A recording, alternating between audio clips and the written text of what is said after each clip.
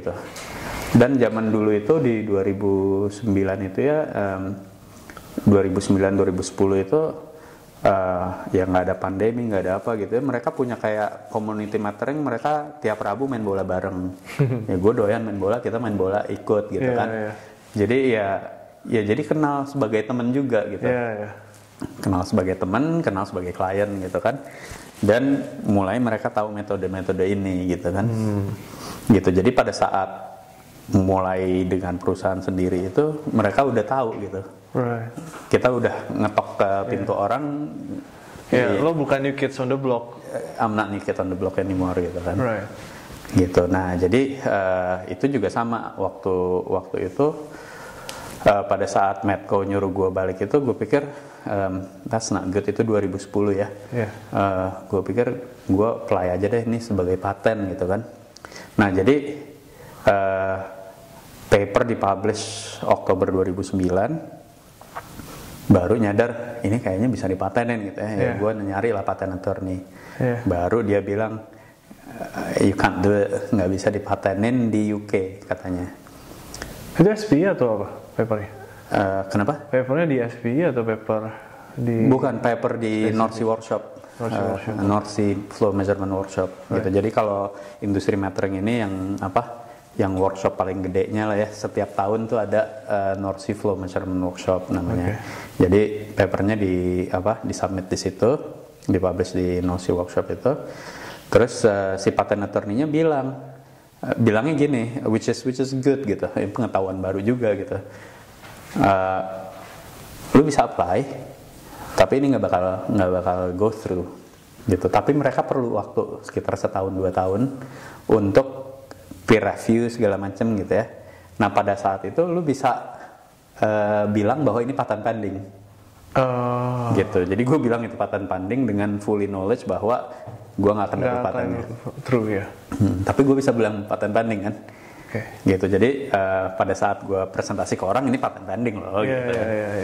Gitu. Nah tapi itu patent pending di UK, di Amerika dan Kanada. Tapinya mereka punya grace period 1 tahun. Jadi kita masih bisa apply patent 1 tahun setelah kita publish itu sebagai paper. Gitu. Jadi sebelum 1 tahun dia ada di public domain, kita masih bisa apply patent gitu kan. Buat di Amerika sama Kanada. Ya udah, I felt like that's fine, we'll get it untuk di Amerika dan Kanada gitu kan. Yang UK ya nggak jadi lah, that's fine gitu kan. Tapi akhirnya decisionnya kita nggak dapat itu patent untuk di any region gitu, untuk metode yang ini gitu. Karena metode ini ternyata kita setelah nemu metode baru ini nggak secanggih yang metode baru ini gitu loh. Jadi nggak masalah lah. Jadi that's okay lah gitu kan.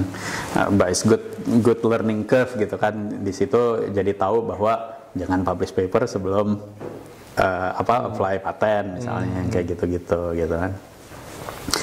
Gitu. Nah jadi pada saat apply patent ini itu juga problematik sama Medco gitu, karena Medco bilang lu apply patent lu lagi kerja sama kita loh. Gitu, karena gue mau apply patent itu pakai nama personal, nggak pakai nama Medco. E-Vigilante?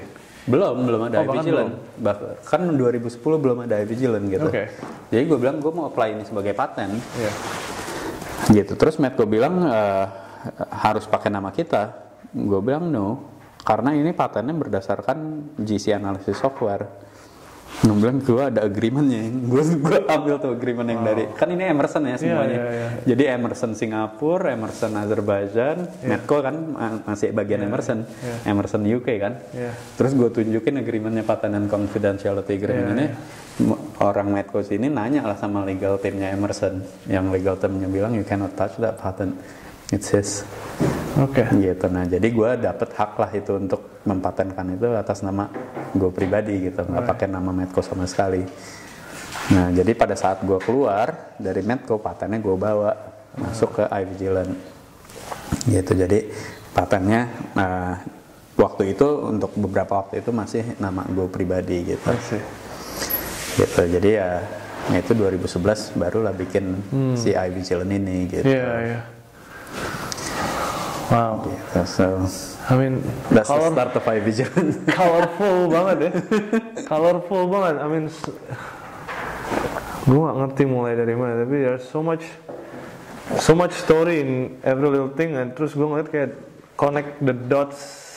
Kalau ada Steve Jobs gitu kan, so we can only connect the dots looking backward gitu. Mulai apapun yang lo lakukan di 2000, mulai dari nelfon si Mbak Susi itu sampai eventually iVigilance ini muncul. Benar. Itu semua ternyata dotsnya ada hubungannya. Sudah ada hubungannya, right?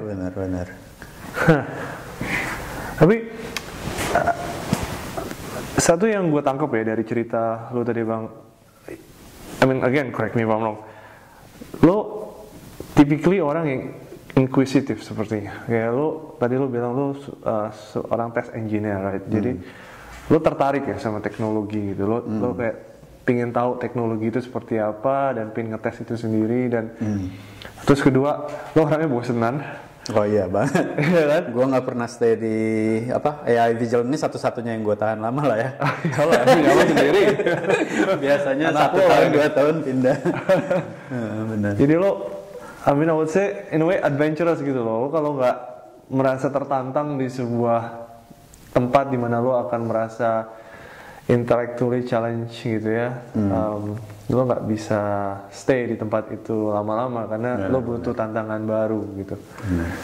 Dan do you still feel it dengan segala macam proses yang udah lo lewatin gitu? Karena kan ada yang kayak kurva satisfaction gitu kan, mungkin ada orang yang curious cuma di awal-awal tahun umur 20-annya, tapi sekarang lo udah begitu banyak pengalaman, do you still masih feel untuk belajar hal yang baru atau? Iya, makanya jadi makanya sekarang kita ada mau launching produk baru lagi kan. Jadi kayak awalnya waktu itu kan GC gitu kan. Oke, GC. Jadi tahun 2012 itu mulainya dengan GC Analysis Software ini kan. Karena waktu itu mikir kalau yang metering yang satunya nih, produk metering ini udah ada yang lain kan yang bikin. Terus kayak GC gitu. Nah GC ini juga awalnya kan pikirannya itu gimana caranya untuk bikin software yang bisa menganalisis GC data gitu kan. Ya itu tercapai lah ya. Tercapai dengan adanya paten ini gitu kan di 2014 dapat paten. Terus sejak dapat paten ini mungkin mulai sekitar 2016-2017 ya mulai eksponensial lah naiknya gitu. Kita mulai dapat kliennya tuh kayak, jadi zaman dulu awalnya tuh kayak nggak ada yang denger GCAS kan. Terus kemudian setelah itu dapat klien 1, dapat klien 2, dapat klien 3 gitu kan. Biasanya emang gitu kan online kan. Terus satu orang pakai, yang lain pakai. Benar. Jadi orang-orang mulai denger gitu. Nah terus mungkin ada yang proud momennya di tahun 2000 berapa ya, mungkin di 2017an atau 2018 gitu. Jadi ada forum oil and gas kan, di sini banyak pipeline ya, ada Sage pipeline lah, ada Cats pipeline, ada segala macam gitu. Nah mereka punya forumnya sendiri tuh. Jadi ada suatu forum, gue presentasi di situ. Terus ada satu klien yang belum pakai GCAS gitu. Jadi di situ banyak gitu, ada beberapa company, ada mungkin 5 atau 6 company gitu ya. Terus dia satu-satunya yang belum pakai GCAS gitu. Terus pada aneh, lu kok belum pakai GCAS gitu? Lu satu-satunya yang belum pakai GCAS katanya gitu. Ya udah, jadi kayak udah mulai ada di mana kalau nggak pakai GCAS tuh aneh gitu.